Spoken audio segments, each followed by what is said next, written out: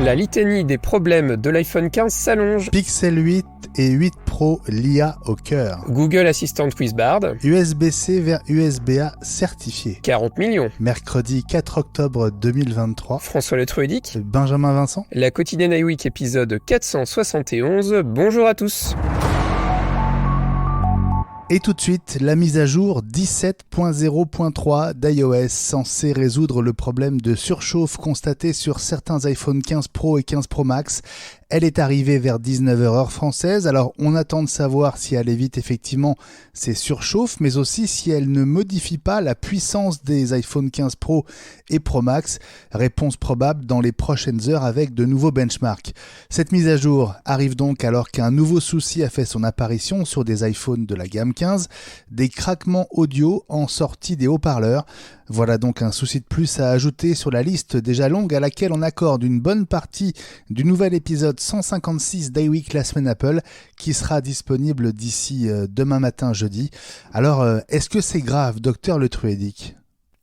Alors je t'avoue que ça me laisse un peu perplexe parce que j'ai l'impression que c'est quasiment un jour un problème avec ces nouveaux iPhones, oui. C'est un peu décevant.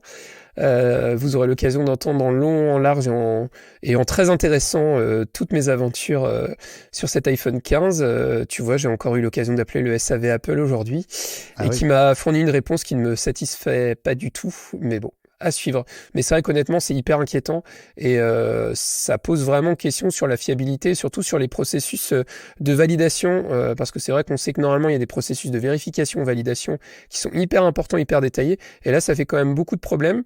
Le souci, c'est que voilà, quand vous réglez votre son au maximum, il y a un petit bruit de craquement au niveau des haut-parleurs, comme s'il y avait de l'eau dans les haut-parleurs en fait. Moi, j'ai pas réussi à le reproduire avec le mien, mais il y a quand même pas mal de gens qui ont l'air concernés, donc à suivre. Maintenant, évidemment, on déconseillera toujours de mettre le son du téléphone au maximum. C'est jamais très bon, surtout avec les haut-parleurs. On sait que vous risquez énormément de diminuer la durée de vie de vos haut-parleurs en mettant le son au maximum. Évidemment, c'est déconseillé. Et puis tant qu'on y est dans les mises à jour en préparation, sachez que dans la bêta 2 d'iOS 17.1, il est question d'un stylet Apple Pencil qui se recharge via USB-C. Étonnant quand on sait que le Pencil 1, lui, est équipé d'un port Lightning et que le Pencil 2 se recharge par induction. De là à ce qu'il s'agisse du futur Pencil 3, il n'y a qu'un pas.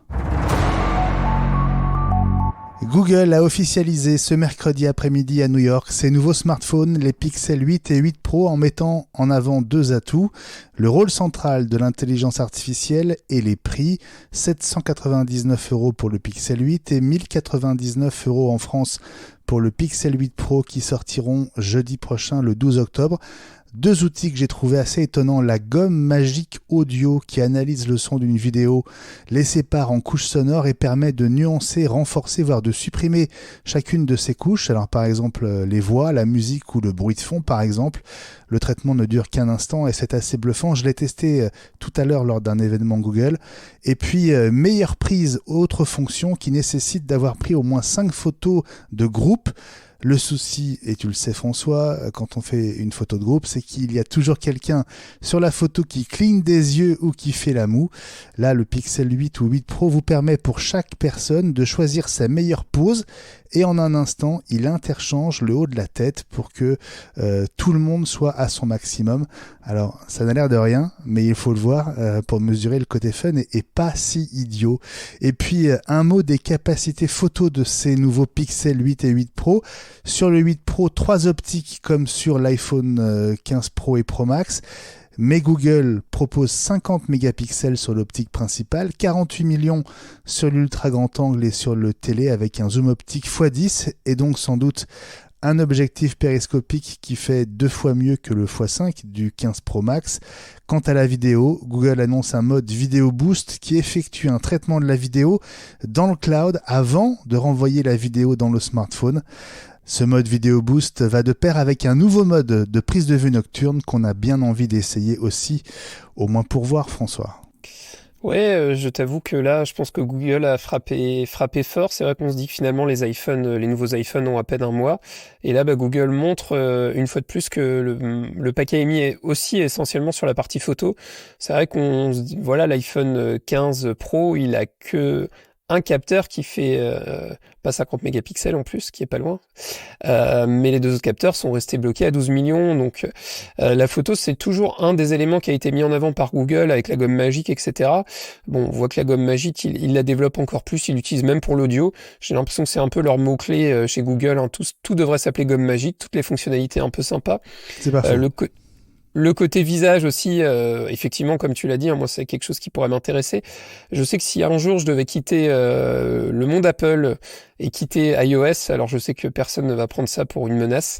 Effectivement, c'est pas une menace, mais c'est vrai que je pense que je regarderai sérieusement du côté des Google Pixel, parce que je pense qu'aujourd'hui, la vraie concurrence pour les gens comme toi et moi aujourd'hui, c'est sans doute pas Samsung, c'est beaucoup plus Google, parce que voilà, l'intégration, les processeurs, tout est pensé. Ils sont quand même énormément inspirés de la politique d'Apple sur le développement de tout le processus, c'est-à-dire la partie hardware, la partie software. Et voilà, ce qui a été annoncé aujourd'hui est plutôt convaincant. Alors toujours pareil, à voir à l'usage. Hein. Je pense qu'on aura l'occasion de voir des tests très bientôt, et je crois que même toi, tu pourras sans doute nous en parler en détail à un moment ou à un autre. Je crois, dans un prochain iWeek, la semaine Apple, promis. L'autre annonce majeure de Google aujourd'hui, c'est la nouvelle version de son assistant personnel qui s'appuie désormais sur Bard, l'IA conversationnelle de Google qui pourra communiquer avec votre Gmail, votre Google Drive et vos Google Docs. Vous pourrez lui demander par exemple quels sont les mails importants que j'ai ratés cette semaine et il vous retournera une liste où chaque intitulé sera listé avec un lien qui permettra d'ouvrir le message en entier. Google va commencer par donner accès à des testeurs choisis avant de rendre son nouvel assistant avec Bard disponible plus massivement, progressivement dans les mois qui viennent sur Android et aussi sur iOS, et c'est ça la bonne nouvelle. On sait que Google a toujours développé les applications, ces outils un peu développés, y compris pour iOS et macOS. Donc voilà, c'est pas très très étonnant. Après, la question c'est quand est-ce que ça arrivera. Visiblement, je pense que ça devrait être pas dans trop longtemps, parce que sinon, à mon avis, il l'annoncerait pas aujourd'hui. Il prendrait pas le risque. Quelques mois. Ouais, donc voilà, c'est plutôt intéressant et surtout, faut pas oublier le business plan. Hein, c'est pas quelque chose qui va être payant à première vue. À voir comment ça va être intégré au service Google. Maintenant, quand on voit ce que propose Microsoft à travers OpenAI sur Microsoft 365, on sait que tout est payant et c'est vrai que ce sont des fonctionnalités qui sont assez chères. Donc c'est là un peu la limite, c'est que je pense que les gens qui vont vouloir énormément se reposer sur l'IA, il y a un moment il faudra passer à la caisse et c'est logique. Maintenant, ça reste assez bluffant et on va encore le redire une nouvelle fois. Apple clairement là-dessus, le train il est en train d'avancer et Apple est clairement sur le quai. On sait pas trop ce qu'ils attendent, mais ils attendent. Donc j'espère que dans les mois à venir, peut-être à la prochaine WWDC, on aura des annonces de ce côté-là, parce que je pense que clairement Apple est très très très en retard par rapport à Google, par rapport à Microsoft. C'est assez inquiétant, je trouve. Alors c'est vrai que en ce qui concerne le délai côté Google, ça va prendre sans doute plusieurs mois en anglais.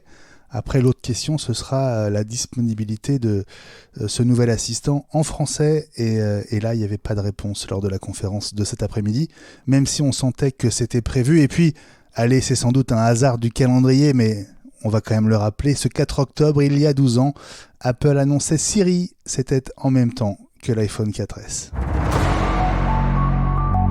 Apple qui vient enfin d'ajouter à son catalogue un câble USB-C vers USB-A.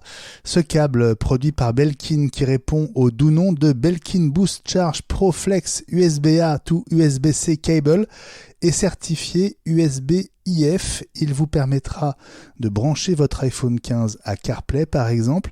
Jusqu'à maintenant, la seule solution disponible sur l'Apple Store était l'adaptateur USB Lightning vendu 35 €. Ce nouveau câble coûte lui 19,95 $ avec un prix en euros à venir mais qui devrait être autour des 20 €, François. Ouais, on peut estimer ça. On sait que les câbles Belkin, ça reste une marque sûre. Vous pouvez être tranquille. Câble sans doute plus fiable que ce qu'on peut trouver des fois sur Amazon, avec des marques, des chinoiseries, comme je le dis si souvent. Non, c'est intéressant. Je pense surtout aux gens qui ont du CarPlay. Ça vous permet d'avoir un câble fiable. On sait que de temps en temps, pour certains échanges de données, il vous faut un câble certifié. Là, l'intérêt, c'est que le câble, il est certifié, il est sûr. Il est un peu plus cher, mais du coup, au moins, vous êtes tranquille. Et puis, honnêtement, je vois pas trop trop l'intérêt d'acheter l'adaptateur USB-C Lightning, 35 balles pour un adaptateur. Et puis c'est toujours le même souci, c'est que vous rajoutez un élément à un autre, et donc du coup ça fait 2 points de fragilité sur les câbles, et c'est toujours embêtant. Maintenant, Apple commence à faire évoluer les choses. Ce qui est assez cocasse, c'est que ce câble, il aurait quand même pu être mis en vente le soir de la présentation des nouveaux iPhone USB-C. Ça aurait été judicieux, je trouve. Et puis 41 millions de dollars, c'est la somme que Tim Cook a empochée en vendant 511 000 de ses actions Apple il y a 3 jours, c'était le 1er octobre, soit à peu près l'équivalent de ce qu'il va toucher en actions Apple au titre de 2023. À ce jour, il lui en reste un peu moins de 3 800 000 des actions Apple, ce qui représente à peine, et ça c'est presque la surprise, 0,02% du capital d'Apple, François. Ouais, c'est vrai que c'est assez petit au final. Quand on voit que par exemple Elon Musk est propriétaire de 13% à peu près 13% de Tesla, on rappellera quand même qu'il a quasiment 1,9 milliard de dollars de fortune, ce qui est quand même énorme. Et puis c'est toujours assez sympa, je trouve, de se rappeler que il est célibataire, il est pas marié, il a pas d'enfant, et qu'il a clairement annoncé qu'en fait toute sa fortune, une grosse partie de sa fortune, ce que je crois de mémoire qu'il doit avoir des neveux et nièces, si je dis pas de bêtises, sera en fait versée à des associations. Et donc voilà, on se dit, je pense qu'il doit se faire quand même quelques plaisirs, j'espère. Mais même si ça a pas l'air d'être un mec qui vit dans la démesure, pas du tout. Voilà, cet argent-là, au final, ira à des associations, à des bonnes causes. Donc moi, je trouve ça plutôt positif. La quotidienne iWeek Reviens demain.